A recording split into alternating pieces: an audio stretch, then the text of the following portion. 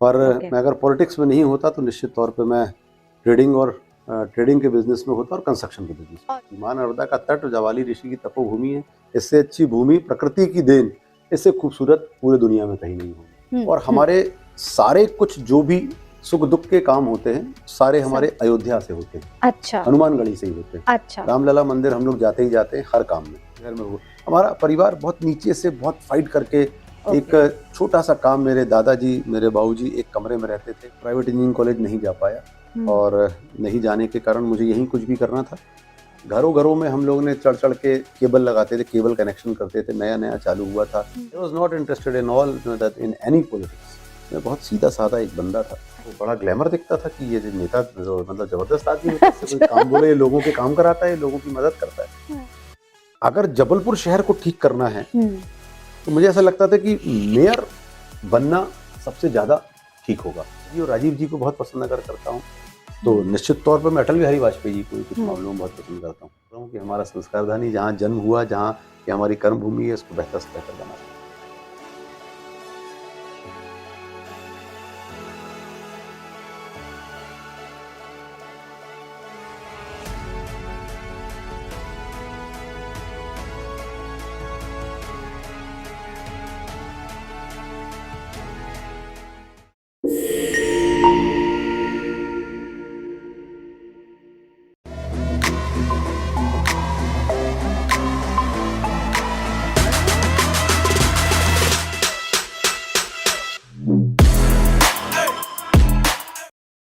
Hello everyone, welcome to Identity with me Devanshi. I'm sure quite few of you must be knowing that Jabalpur is one of the first municipalities in India, founded in the year 1864, and it is my great honor and privilege to introduce to you a man of dedicated service, a man of stature, and a man of full of compassion, our very beloved Mr. Jagat Bahadur Singh, aka Annu ji. So, welcome to our show, sir. Thank you so much. And सबसे पहला question जो मैं आपसे पूछना चाहूंगी वो ये है कि अगर आप पॉलिटिशियन नहीं होते तो आप कौन सी फील्ड में होते? मैं बिजनेसमैन होता। ओके, डेफिनेटली मैं बिजनेसमैन होता। मैं ट्रेडिंग के बिजनेस में होता, मैं कंस्ट्रक्शंस पे होता। ट्रेडिंग का एक छोटा सा बिजनेस है मेरा अभी भी, पर मैं अगर पॉलिटिक्स में नहीं होता तो निश्चित तौर पे मैं ट्रेडिंग के बिजनेस में होता और कंस्ट्रक्शन के बिजनेस में। और जबलपुर से ही होता? हाँ, जबलपुर तो यही जो माटी है, यही भूमि है जो अब कहीं नहीं आने जाने दे सकती। मां नर्मदा का तट जवाली ऋषि की तपोभूमि है, इससे अच्छी भूमि प्रकृति की देन, इससे खूबसूरत पूरे दुनिया में कहीं नहीं होगी। करेक्ट। एंड आपका चाइल्डहुड कैसा था? आपने कहाँ से अपनी पढ़ाई करी? क्या आपका बैकग्राउंड रहा? मेरा जन्म जबलपुर में 1972 में हुआ। मेरी फैमिली सुल्तानपुर अयोध्या के पास के रहने वाले हैं हम लोग। ओह वाह। और एक फैमिली हमारी वहाँ अभी भी है। अच्छा। और जब मेरा जन्म हुआ तो 4 मेरे ऊपर मेरी दीदी थी, मतलब बहनें थी। अच्छा। मेरे जन्म के बाद हमारा परिवार जबलपुर आया था 1955 के आसपास हमारे दादा, फिर वो चले गए थे। फिर नेक्स्ट मतलब 1962 से हम लोग यहाँ पर ज्यादा काम हुआ। एक फैमिली आज भी हमारी वहीं सुल्तानपुर में ही रहती है। अच्छा। फिर जब मैं 72 में मैं जन्म हुआ तो ये डिसाइड हुआ कि हम लोग के यहाँ मुंडन की प्रथा है और हमारे सारे कुछ जो भी सुख दुख के काम होते हैं सारे हमारे अयोध्या से होते हैं। अच्छा। हनुमानगढ़ी से ही होते हैं। अच्छा। रामलला मंदिर हम लोग जाते ही जाते हैं हर काम में। अच्छा। तो जब मेरा मुंडन होना था तो मुंडन भी मेरा वहीं, मतलब वो आपके कुल देवी देवता वहीं है। और हमारे जो माता पिता और सर नाना नानी दादा दादी जो जितने भी हैं उनके गुरु जो हैं, अच्छा, गुरु जी भी सब वहीं चले आ रहे हैं, वहीं उनके परिवार जो है वो हमारे परिवार के गुरु वहाँ पे अयोध्या में ही। अच्छा। तो मुंडन के लिए जाना था। उस समय हमारे घर पे 72 में कार खरीदी गई। अच्छा, बहुत बड़ी बात होती थी 72 में कार। बाई कार वहाँ जाएंगे तो वहाँ पे मेरा मुंडन के लिए जाना था। एक टेलीफोन होता था पूरे मोहल्ले में, हम लोग को बहुत अच्छे से याद है, वो हमारे घर में हुआ। हमारा परिवार बहुत नीचे से बहुत फाइट करके एक छोटा सा काम, मेरे दादाजी मेरे बाबूजी एक कमरे में रहते थे। 200 रुपए उनकी सैलरी होती थी और वो जो लकड़ी घिसने का जो काम होता है, रंदा घिसना जिसको कहते हैं, वो काम यहाँ करते थे। वहां से उन्होंने मेहनत करके परिवार को उठाया। हम लोग तो बॉर्न एंड ब्रॉट अप बहुत अच्छे तरीके से फिर भी हम लोगों को जीवन जीने को मिला। हमारी मिडिल क्लास कह सकते हैं, फिर उसका फिर हमारा परिवार डिप हुआ, एक बार फिर हम लोग एक लोअर मिडिल क्लास के लेवल पे चले गए। फिर हम लोगों ने मिलके फाइट किया। मैंने पढ़ाई की और पढ़ाई में मैं ठीक था, पर मेरा ठीक थे या अच्छे थे, मतलब 60% या 90%? नहीं, 75 के आसपास, 75-80 मतलब अच्छे थे। पर कुछ कारणों से मेरा प्री इंजीनियरिंग टेस्ट, उस समय पीटी हुआ करता था, 12th का था, 12th बैच हो गया था हम लोगों, तो उसमें मेरा सिलेक्शन 3 नंबरों से नहीं हुआ। मुझे पॉलिटेक्निक पे इलेक्ट्रॉनिक्स मिला। अच्छा। तो मेरा इंजीनियरिंग छूटा वहां से।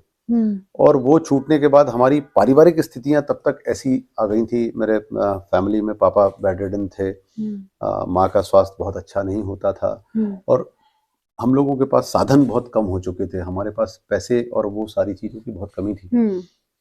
मैं प्राइवेट इंजीनियरिंग कॉलेज नहीं जा पाया, और नहीं जाने के कारण मुझे यहीं कुछ भी करना था। तो फर्स्ट ईयर से ही, एक्चुअली तो 12th से ही, और फर्स्ट ईयर से फिर मैंने अपना बिजनेस चालू किया। अच्छा, फर्स्ट ईयर से। कौन सा बिजनेस था आपका पहला? मैंने सबसे पहले पट्टे बनाए थे 5 पलंग, मतलब जो लोहे के पट्टे के पलंग होते हैं, हाँ। वो बनाए थे। जब बाजार में मैं उनको बेचने गया, तो वहां जब मैंने बेचने की बात की उनसे, तो मैंने ये पाया कि जिस रेट जो मेरी कॉस्ट है उससे ज्यादा तो उनकी एमआरपी है, तो मैं तो कॉम्पीट ही नहीं कर सकता। अच्छा। तो वो काम मैंने बंद कर दिया तुरंत। मैंने केबल का बिजनेस चालू किया। अच्छा। घरों में हम लोग ने चढ़ के केबल लगाते थे, केबल कनेक्शन करते थे, नया चालू हुआ था। और मैं आपको बता दूं कि आज भी वो मेरा बिजनेस है। ओके। अभी कौन सा केबल नेटवर्क है आपका यहाँ पे? हम जो हमारे बहुत सारे जो वो हैं, उनसे सबसे मैं जुड़ा हुआ हूँ। अच्छा। हमारे 500 कनेक्शंस यहाँ पे हैं। अच्छा, जैसे ये डिजियाना है, इनसे सबसे जुड़े हुए हम लोग। हैथवे है, डिजियाना है, बीटीवी है, सबसे हम लोग जुड़े हुए हैं। और 500 बॉक्सेस हैं हमारे पास, 500 से ज्यादा हैं कनेक्शंस हैं हमारे पास यहाँ पे। तो वो दौर आया। फिर उसके बाद मैंने कॉलेज अपना बीकॉम किया। बीकॉम में मेरे, चूंकि मैं बहुत ज्यादा नहीं जाता था, तो मेरे 62% आए। फिर भी बिना मेरी ग्रेस्पिंग अच्छी थी, मैं पढ़ाई में ठीक था, तो वो ठीक हुआ। फिर मैंने डिप्लोमा किया मैनेजमेंट में, स्मॉल स्केल इंडस्ट्रीज में। अच्छा। वो डिप्लोमा फिर मैंने अपने से किया, धीरे धीरे बिजनेस चेंज फिर जब आप कॉलेज जाते थे, तो तब से आप कौन सी कोई पॉलिटिकल पार्टी में थे? नहीं, किसी में नहीं था। या किसी? I was not interested in all that, in any politics. मैं बहुत सीधा साधा एक बंदा था, सीधा साधा। नहीं, अब क्योंकि अब मैं कहूंगा कि मैं सीधा हूँ तो आप मानोगे नहीं, क्योंकि कोई पॉलिटिकल आदमी तो वो सीधा हो ही नहीं सकता। इट्स अ वेरी, मतलब सीधी डेफिनेशन है। But it's a myth. हाँ, it's a myth. I believe it's a myth. फिर वो हम लोग जब कॉलेज पूरा हुआ, तब बिजनेस थोड़ा और तेजी आई। डिप्लोमा किया मैनेजमेंट में, तो कुछ मुझे और सीखने समझने मिला। बिजनेस को दूसरे तरीके से मोल्ड किया, डिस्ट्रीब्यूशन का काम चालू किया, केबल नेटवर्क चल रहा था, और भी कुछ काम चालू किया हम लोगों ने। धीरे धीरे अचानक से मैं बीजेपी कांग्रेस, मैं उस समय समझता नहीं था ज़्यादा। हमारा परिवार ना ही कोई बहुत बड़े उद्योग घराने की पृष्ठभूमि रही है, ना ही हम बड़े बिजनेसमैन रहे हैं, ना ही हमारा परिवार, जब मैंने होश संभाला है, ना ही हमारे परिवार में कोई पॉलिटिकल बैकग्राउंड, कुछ भी नहीं था हमारा।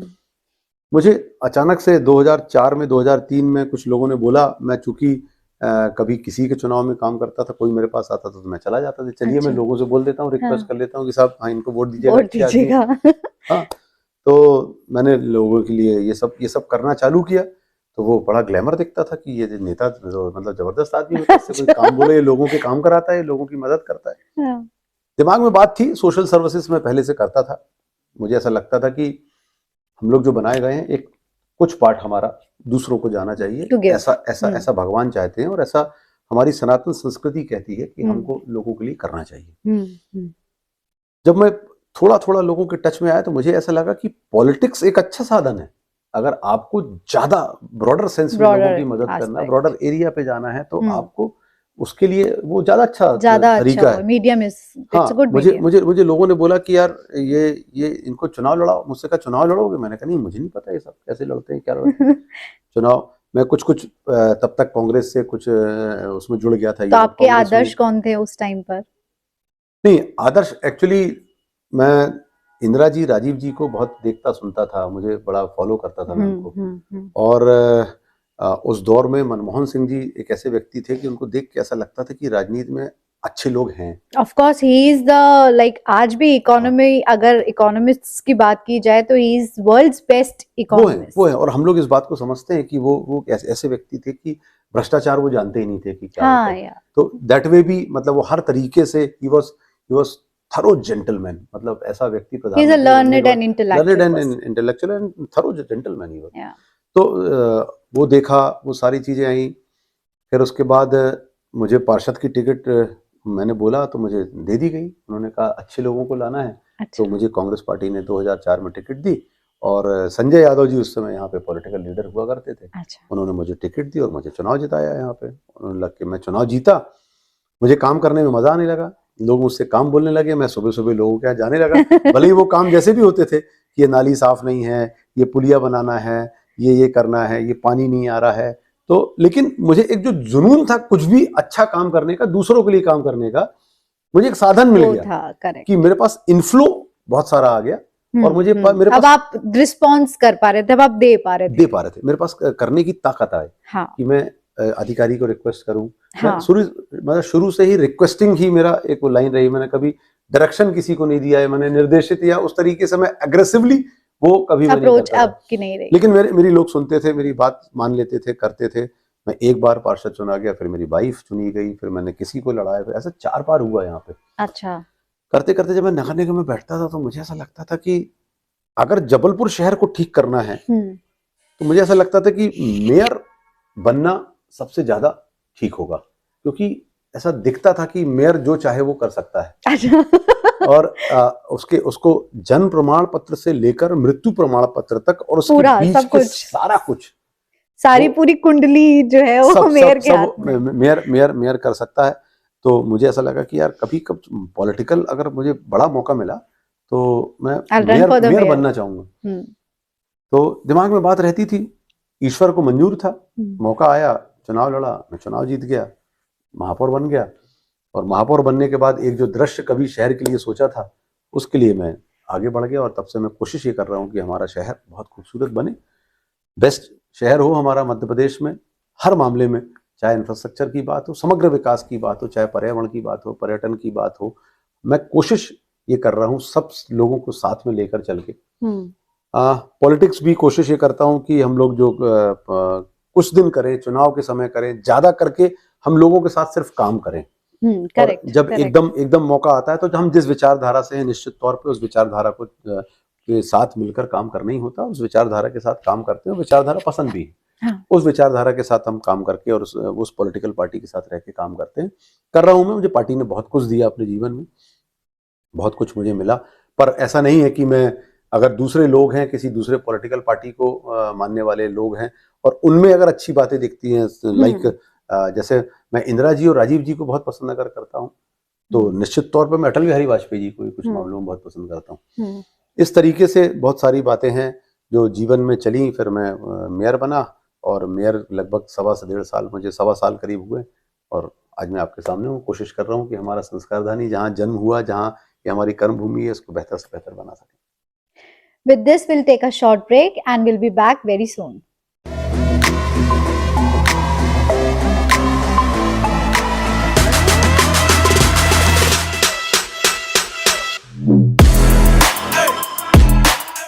So we are back again with a very beloved Annu ji.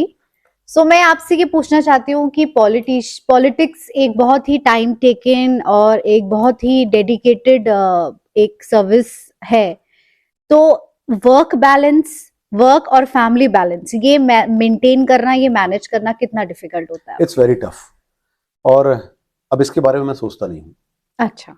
कारण ये है कि जिस दिन ये डिसाइड किया था कि चुनाव लड़ना है, पॉलिटिक्स में जाना है और लोगों की मदद करना है, लोगों के काम करना है, शहर को ठीक करना है या वार्ड को ठीक करना है, मेरे पास कोई पीले चावल कभी लेके नहीं आया कि साहब पॉलिटिक्स करिए। हाँ, खुद से सोचा था। करेक्ट। कोई डॉक्टर बनता है तो उसको पता होता है साहब की रात को 2 बजे भी लोग जगाएंगे।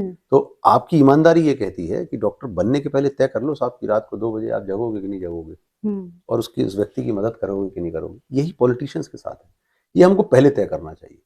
हमने तय, अगर हम पॉलिटिक्स में आ गए हैं तो हमें कॉम्प्रोमाइज तो करना पड़ेगा।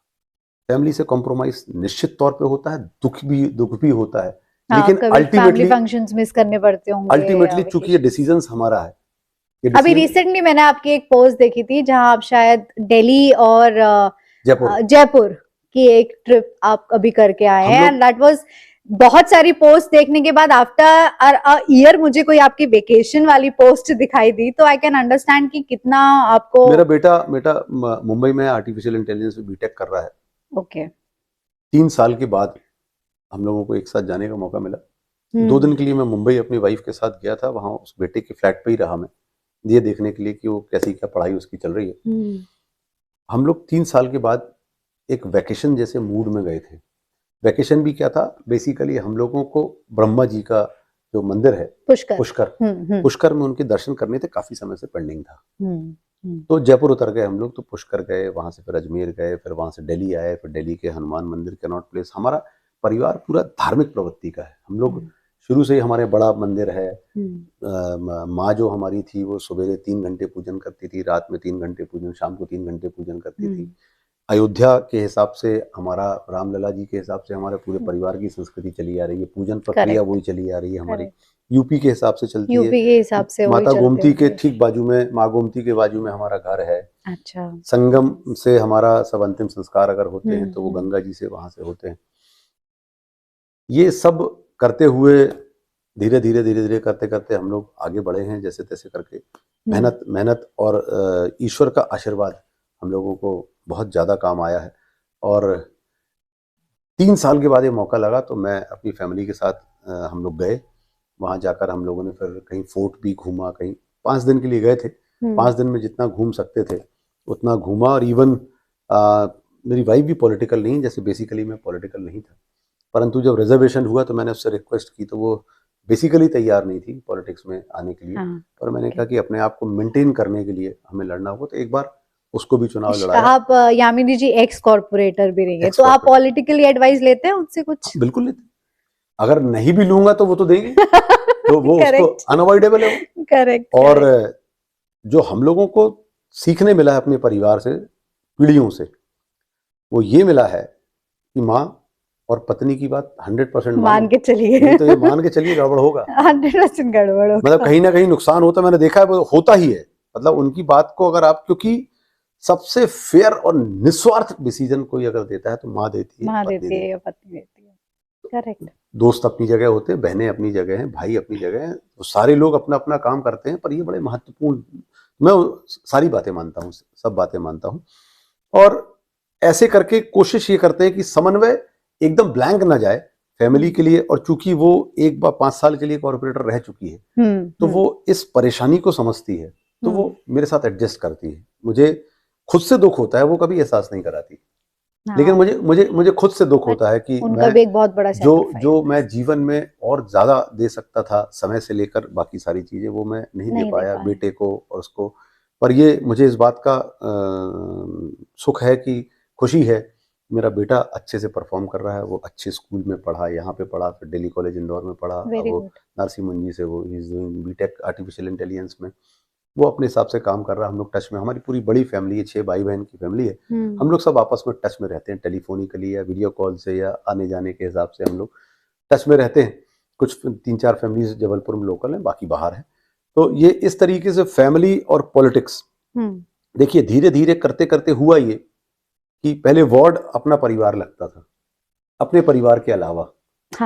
अब अपने परिवार के अलावा पूरा जबलपुर एक परिवार लगता है। हाँ, 263 समथिंग किलोमीटर्स का पूरा आपका कॉर्पोरेशन का वो है, एंड 79 वार्ड्स आपके अंडर आते हैं। 79 वार्ड्स है, मैनेज करना बहुत डिफिकल्ट होता होगा। डिफिकल्ट है, पर हमको अपना बेस्ट डालना होता है। हम देखिए क्लास में यू कांट से कि 100 आउट ऑफ 100 मिलेंगे आपको, पर आप फर्स्ट सेकंड थर्ड में तो हो सकते हो। हाँ, बिल्कुल। तो मेरिट में आप आ सकते हैं, तो 100 आउट ऑफ 100 किसी को नहीं मिलते कभी, पर जो बेस्ट 3 है उसमें अगर आप हैं तो नथिंग लाइक इट। तो हम लोग वही कोशिश कर रहे हैं कि जबलपुर में बेहतर से बेहतर काम करें और बेहतर तरीके से जबलपुर शहर को, तो इसलिए पूरा शहर एक अब परिवार जैसा लगता है। कोई भी व्यक्ति आता है, हम लोग नो शब्द, नहीं शब्द हमारे जीवन में नहीं है।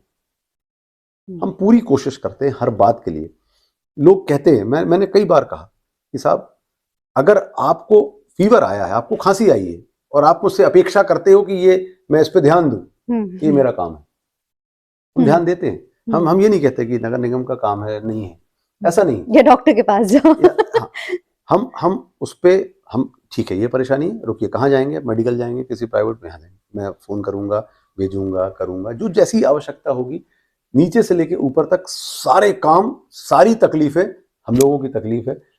ईश्वर ने ताकत दी है, इस ताकत का जितना सदुपयोग हो सके वो करना है, क्योंकि ऐसा बताया भी गया है हमारे शास्त्रों में कि हमको दूसरों के लिए जीना है, दूसरों के लिए करना है, अपनों के लिए को तो करना ही, लेकिन दूसरों के लिए भी जीना है, उनके लिए भी करना है, तभी हम जब ऊपर जाएंगे तो हमको लेफ्ट की जगह राइट में भेजा जाएगा, जब हमारे आंसर्स ठीक होंगे। तो अभी भी जब हम लोग आ रहे थे तो हमने देखा एक आपकी पूरे दीवाने आम बैठक लगी हुई थी, जहां आप लोगों को समझा रहे थे, बता रहे थे। तो ये जो दीवाने आम आपकी लगती होगी, ये आपकी पूरे टाइम ओपन रहती होगी मेरे ख्याल से पब्लिक के लिए। मैं 16 घंटे कोशिश करता हूँ कि पॉलिटिकली इन्वॉल्व हूँ।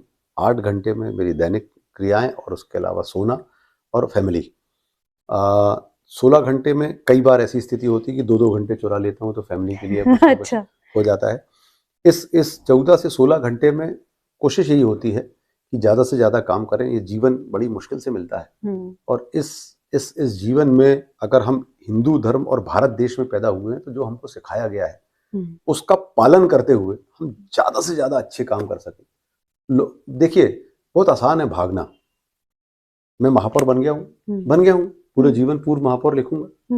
मैं चाहूं तो भग भी सकता हूँ, कट भी सकता हूँ, इग्नोर भी कर सकता हूँ, लेकिन हो सकता है पॉलिटिकली उसके नुकसान होंगे बाद में, वो भी सेकेंडरी है।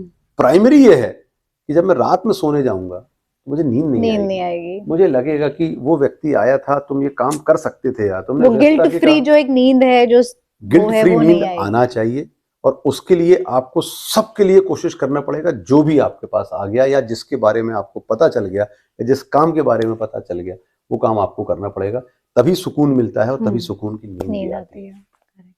चलिए, अब मैं ये जानना चाहूंगी कि एज ए जबलपुरिया, आपका जबलपुर में सबसे फेवरेट रेस्टोरेंट कहाँ है, जहां आप अपनी फैमिली के साथ जाना चाहते हो या आपको बहुत खाना पसंद है कहीं का? देखिए, ये तो मेरे सारे लोगों से बहुत अच्छे संबंध है, आप मेरा झगड़ा करा दो, है ना? कोई बात नहीं, अभी आपको ये शो आपके अपने बारे में है, अभी आप ये भूल जाओ, कुछ पॉलिटिकली करेक्ट नहीं होना है आपको। कुछ हम लोग, कुछ चीज कहीं की पसंद है, कुछ कहीं की पसंद है, कुछ कहीं की पसंद है। हम लोग मतलब आप वही पॉलिटिकली करेक्ट होने की कोशिश कर रहे हैं। मैं आपको बोल रहा हूँ, मैं पॉलिटिकली करेक्ट होने की कोशिश कर रहा हूँ, और आप भी मीडिया के जैसे हमको करेक्ट नहीं होने दोगे, आप भी कंपेल करके हमको लेके आओगे। मुझे जानना है कि आपको कहाँ का खाना बहुत हम लोग सबसे ज्यादा जैक्सन्स होटल जाते हैं। हमारा भी वही फेवरेट है। Very good. जैक्सन सबसे ज्यादा हम लोग जाते हैं। अदरवाइज बहुत सारे और रेस्टोरेंट हैं, हमारा ट्रैफिक जैम है, वहाँ की कंसिस्टेंसी है, चाइनीज वहाँ का अच्छा है। नवदा क्लब का भी फूड हम लोग पार्सल बुलवाते हैं।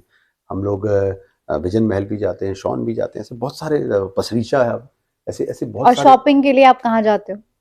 Shopping in the sense, shopping हम लोग ज्यादा करके बाहर जाते तो ही होती है। अभी तो बहुत सालों बाद, बीच में 2 दिन के लिए मुंबई गए थे, तब अब यहाँ गए थे, तब हम लोग शॉपिंग करके आए। और मैंने सुना है कि आप गाना बहुत अच्छा गाते हैं। नहीं, मैंने सुना है आपको गाते हुए, मैंने सुना भी है। तो आपका फेवरेट सिंगर मैं जानना चाहती हूँ कि आप, मतलब अगर कभी आप ऐसे फ्रेश मूड में हैं तो आप कौन से गाने होंगे जो आपको अच्छा लगता है गुनगुनाना, या कौन से आप सिंगर को ज्यादा सुनना पसंद मुझे सबसे अच्छे अगर लगते थे तो नरेंद्र चंचल जी। अच्छा। नरेंद्र चंचल जी के अलावा लखा जी। हाँ। इसके बाद अगर हम फिल्म इंडस्ट्री में जाते हैं तो अनडाउटेडली लता मंगेशकर जी, और उसके अलावा कैलाश खेर। अच्छा, कैलाश खेर। वो जिस पिच पे गाते हैं, जिस स्केल पे जाकर गाते हैं, बहुत टफ होता है। हाँ। ये लोग अपने आप में, देखिए, जो पुराने हमारे सिंगर्स थे उनका तो कोई कंपैरिजन, अगर किशोर दा की बात करें और उनकी बात करें तो एक अलग बात हो गई, वो बिल्कुल अलग। हाँ। लेकिन कैलाश खेर जी, और ये इनको मैं बहुत पसंद करता हूँ, सुनता भी हूँ। जगजीत सिंह जी को भी मैंने बहुत सुना, गुलाम अली जी को बहुत सुना, मेहंदी उनको मैंने बहुत सुना, और मेहंदी हसन जी, उनको भी बहुत सुना मैंने।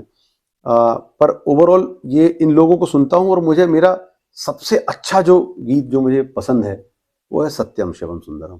अच्छा, मुझे वो बहुत ही पसंद आता है और उसको मैं बहुत बार वो बार आपका सुनता हूँ। फेवरेट सॉन्ग है। फेवरेट सॉन्ग है मेरा। और यही यही बेसिकली यही सब सिंगर्स हैं जिनको मैं फॉलो भी करता हूँ, अच्छा, सुनता भी अभी हूँ। कुछ नया जो जबलपुर में आप लेकर आ रहे हैं, और क्या आप यंग जनरेशन को बताएंगे कि पॉलिटिक्स में आना चाहिए? क्योंकि ये एक मिथ है, या ये एक वो है जो कि ज्यादातर आजकल की young generations are moving away from politics, जबकि this should be the main focus. अब हम लोग सोचते हैं कि नहीं, डॉक्टर्स, आईएएस ये सब बन जाए, बट मेन तो लाइक अगर आप पॉलिटिक्स में भी आओ तो आप बहुत कुछ अच्छा कर सकते हो। तो आप क्या ऐसा बताना चाहेंगे हमारी यंग जनरेशन को, और क्या आप नया जबलपुर में लेकर आने वाले शहर को, देश को अगर सही दिशा में ले जाना है, ठीक करना है, तो अच्छे पॉलिटिकल लोग होना बहुत ज़रूरी है। हैं? और अच्छे पॉलिटिकल लोग अगर ग्रास रूट से, नीचे से नहीं आएंगे तो सीधे ऊपर कोई नहीं आएगा। करेक्ट। इसलिए अच्छे लोगों को पॉलिटिक्स में आना चाहिए। हम्म। उन लोगों को जरूर से आना चाहिए जो जहां बैठते हैं वहां का वातावरण बदलते हैं, वहां के वातावरण के हिसाब से वो खुद नहीं ढल जाते हैं। ऐसे जिनकी लोग खुद की अगर राय आते, हो। खुद की राय, खुद की सोच हो, खुद का विजन हो, ईमानदार हो, अगर उनको ऐसा लगता है कि बहुत अच्छे इंसान हैं, उनकी एक सोच है, लोगों के प्रति भावना है, कुछ करना चाहते हैं जीवन में, पॉलिटिक्स बहुत अच्छी लाइन है। बट क्या पॉलिटिक्स में भी नेपोटिज्म है? सब जगह होता है, दुनिया में हर जगह होता है।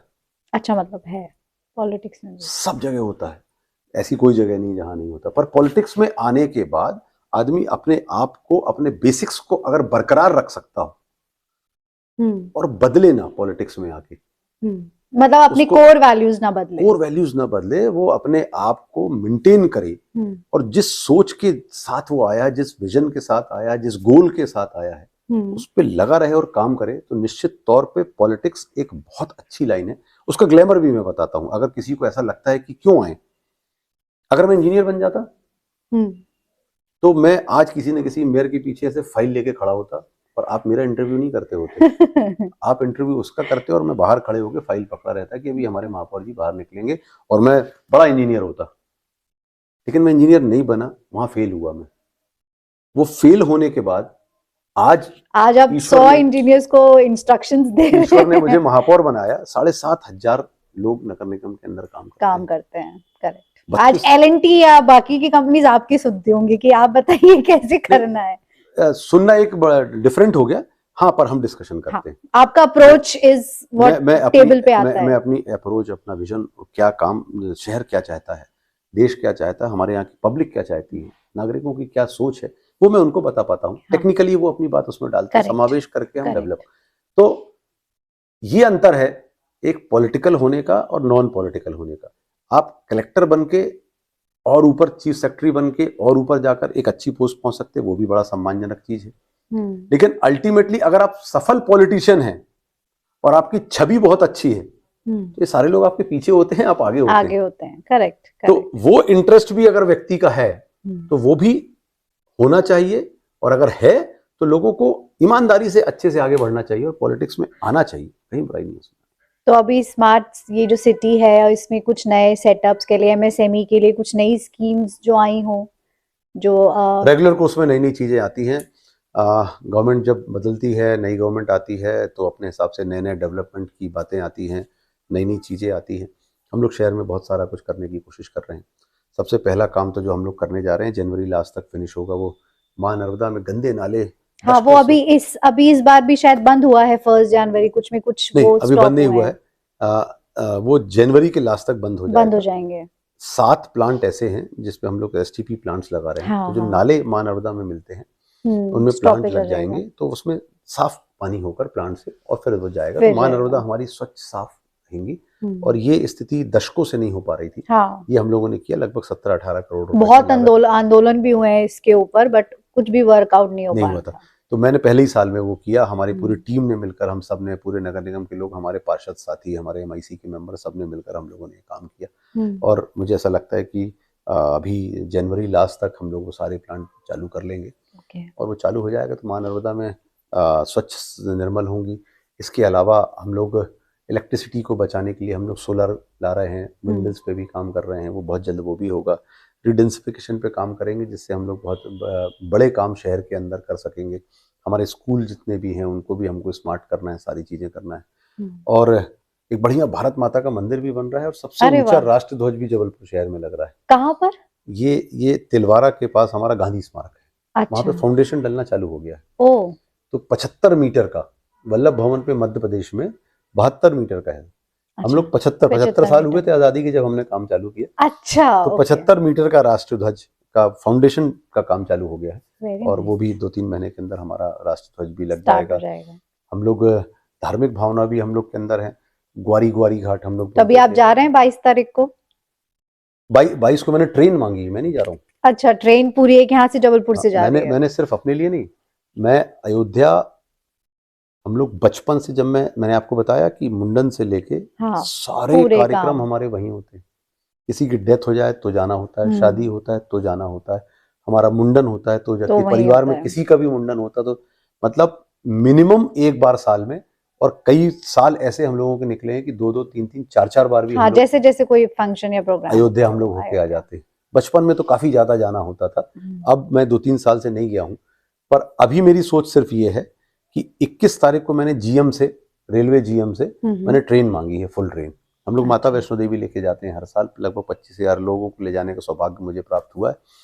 हमारी जो टीम है हम लोग लेकर जाते हैं, और हम लोग ने ट्रेन मांगी 21 तारीख को। अगर ट्रेन मिल गई तो 1600-1700 लोगों के साथ हम लोग अयोध्या रामलला जी के दर्शन करने जा रहे हैं। बहुत ही बढ़िया। और शानदार। राम तो राम है, राम प्रभु राम का नाम बस लीजिए आप तो रोम रोम खिल उठता है। हम लोग तो बहुत सारे काम ऐसे जीवन में जिस करते तरह आए का हैं। वहाँ भव्य आयोजन चल रहा है, खुशनसीबी होगी कि जाने बहुत वाले, बड़ी नहीं बात होगा होगी। तो उसके बाद हम लोग एक ट्रेन तो डेफिनेटली लेके जाएंगे अयोध्या, चलिए बढ़िया और है। यहाँ से परमानेंट ट्रेन भी चालू करवाएंगे, उसकी जिद करेंगे, लड़ाई लड़ेंगे हम लोग, और एक फ्लाइट यहाँ से डायरेक्ट चालू हो हमारे अयोध्या के लिए, उसकी भी लड़ाई हम लोग लड़ेंगे। उसकी मैंने चिट्ठी सारा कुछ रेल मंत्री को और हमारे सिंधिया जी को, और इसके अलावा आपके जीएम को, ये सारे लोगों को सारा चिट्ठी पत्री मैं कर चुका हूँ, मेयर होने के बहुत नाते बढ़िया। रिक्वेस्ट कर चुका हूँ कि ये सब चालू करिए। और हम लोग हो सका तो हर साल अयोध्या एक ट्रेन हम लोग यहाँ सर, स्पेशल ट्रेन जो हम लोग लेके जाते हैं, स्पेशल ट्रेन। हाँ, स्पेशल ट्रेन ले, जैसे हम लोग माता वैष्णो देवी जाते हैं वैसे ही एक स्पेशल ट्रेन अयोध्या। लेकर हम लोग वहां भी जाएंगे। चलिए, तो आई एम श्योर बहुत आज हमें बहुत अच्छा लगा सर से बात करके, और इतनी सारी चीजें हमें पता चली सर की लाइफ के बारे में, सर का बचपना, कैसे ग्रो अप किया, क्या क्या ट्रबल्स फेस किए, and it was a beautiful talk show with sir. So thank you so much. Thank you so much for giving us your time. Thank you. And I signing off, Devanshi Sharma with C Times. Thank you.